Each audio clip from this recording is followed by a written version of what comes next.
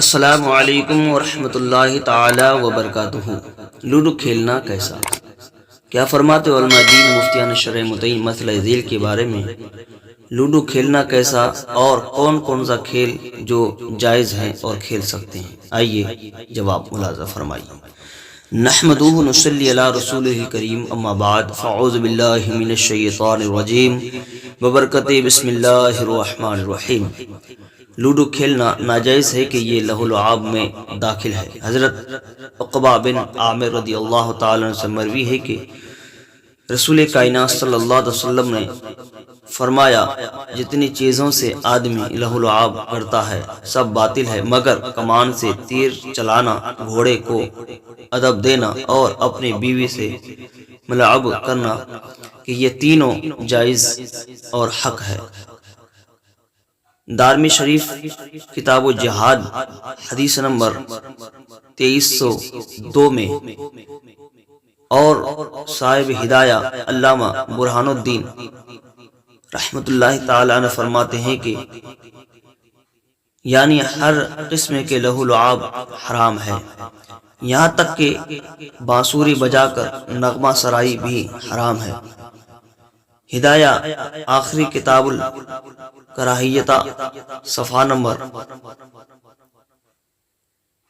639 اور فتح القدیر حضرت امام ابن حمام علیہ رحمہ کا بھی یہی فیصلہ ہے کہ ہر قسم کے لہو لعب ناجائز و حرام ہے۔ حضور صدر الشریعہ فقہ اعظم حضرت علامہ مفتی محمد امجد علی قادری رضوی اعظمی علی رحمہ تحریر فرماتے ہیں کہ گنزفہ، چوسر کھیلنا، شطرنج کا بھی یہی حکم ہے۔ اسی طرح لہو لعب کی جتنی قسمیں ہیں سب باطل ہے، یعنی ناجائز ہے۔ بہار شریعت حصہ نمبر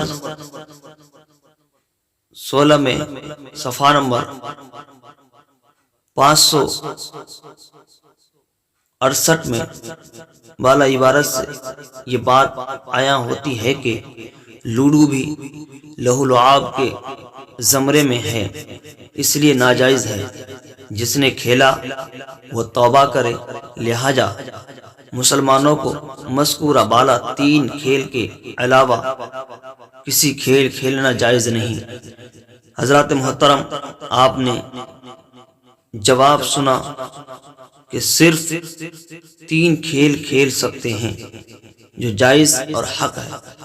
وہ 3 کھیل یہ ہیں کہ کمان سے تیر چلانا، گھوڑے کو ادب دینا اور بیوی سے ملاعب کرنا، صرف یہ جائز ہے۔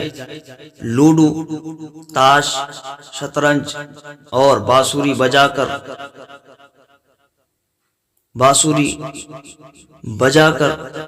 جو ہے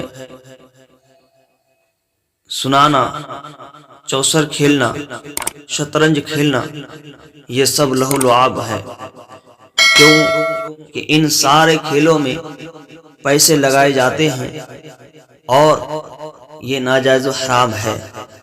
آج کل ہمارے معاشرے میں جوئے، شطرنج، آج ان کھیلوں کو لوگ زیادہ تر عزت دینے لگے ہیں۔ آج کہیں پہ بھی معاشرے میں دیکھ لیں، یا شام کو ہو یا رات کو ہو، یہ کھیل لے کر کے اٹھتے ہیں اور بیٹھتے ہیں، اور یہ کھیل کھیلنا بڑی فخر کی بات ہے۔ لیکن کان کھول کر کے وہ لوگ سنیں جو لوڈو کھیلتے ہیں یا شطرنج کھیلتے ہیں یا تاش کھیلتے ہیں، یہ اسلام سے اس کا کوئی سروکار یا تعلق نہیں ہے۔ اسلام اس کی اجازت نہیں دیتا۔ جو چیز اسلام میں نہیں ہے، شریعت میں جو چیز نہیں ہے، اس کا ذمہ اسلام نہیں ہے۔ اس کا کھیلنے والا خود ذمہ دار ہے اور گناہگار ہے اور جہنم میں لے جانے والی عمل ہے۔ اس سے معاشرے میں کتنا فرق پڑتا ہے، آپ اپنے معاشرے کو اٹھا کر کے دیکھیں۔ اگر ہم اپنے معاشرے، اپنے محلے یا اپنے بستی کو چھوڑ کر کے سب سے پہلے اپنے گھر کو دیکھیں، تو جس گھر کے لوگ اگر لوڈو، شطرنج یا تاش کھیلتے ہیں، ان کے بچوں پر سب سے پہلے اثر پڑتا ہے۔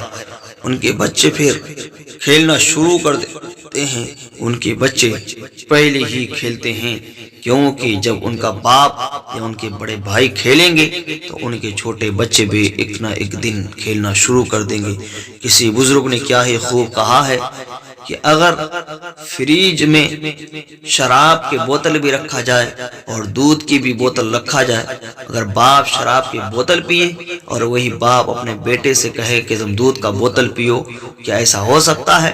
ہاں، ایسا بھی ہو سکتا ہے۔ ایک دن وہ بیٹا جو ہے جب دودھ پیے گا، باپ کو بھی دیکھے گا کہ میرا باپ یہ بوتل پیتا ہے، چلو آج ہم بھی پی کر کے ٹیسٹ کرتے ہیں، ان کا ذائقہ لیتے ہیں۔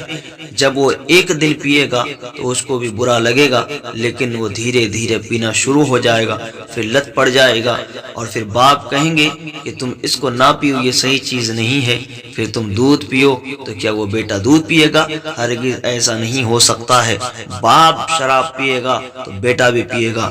تو ہو سکتا ہے چانس ایسا بھی کبھی لگتا ہے کہ کسی کے باپ شراب پیتا ہو یا ان کے بیٹے شراب نہ پیتا ہو، 100 میں سے 1 یا 2 نکل جائے تو بڑی مشکل کی بات ہے، نہیں تو ایسا کہیں نہیں ہے۔ جس گھر میں برائیاں بڑے کرتے ہیں، برائیوں کے اندر ملبوس بڑے ہیں، تو ان کے چھوٹے چھوٹے بھی انہی برائیوں کی طرف کھنچتا ہوا چلا جاتا ہے۔ حضرات محترم، ان کاموں سے توبہ کریں اور رب کی بارگاہ میں گر گرائے شرمندگی محسوس کریں۔ انشاءاللہ اللہ تبارک و تعالی معاف کرنے والا ہے، توبہ قبول کرنے والا ہے، وہی ہمارا ایک واحد مالک ہے۔ اگر ان کی بارگاہ میں آ کر کے ہم دامن پھیلا دیں گے، گناہوں کی فہرست آ کر کے سنائیں گے، تو میرا رب وہ ہے جو ہمارے گناہوں کو بخشیں گے اور ان عادتوں کو بھی چھڑائیں گے۔ کوشش ہم کریں، کامیاب اللہ تبارک و تعالی ہم سب کو دے گا۔ السلام علیکم۔